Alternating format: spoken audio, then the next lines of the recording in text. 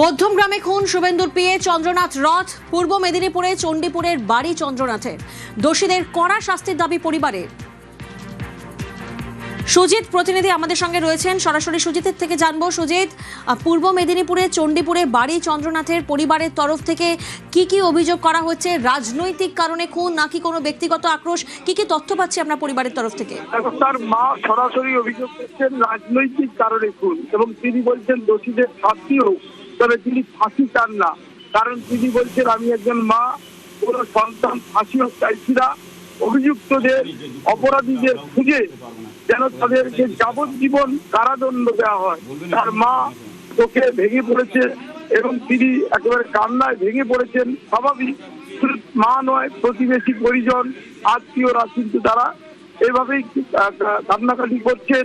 চোখের যে আবহাওয়া সেটা কিন্তু পুরো মাত্রা এই গ্রাম জুড়ে, এবং সেখানেই প্রিয়াঙ্কা তার মা কিন্তু দাবি করছেন যে একেবারে যেন কড়া শাস্তি হয়।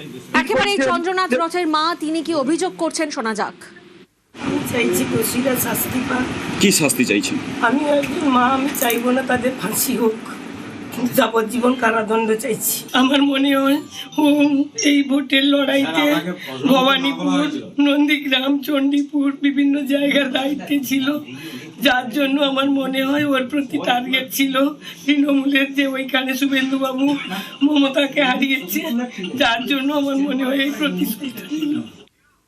মধ্যমগ্রামে খুন শুভেন্দুর পিএ চন্দ্রনাথ রথ। রাজনৈতিক চক্রান্তের অভিযোগ দিলীপ ঘোষের।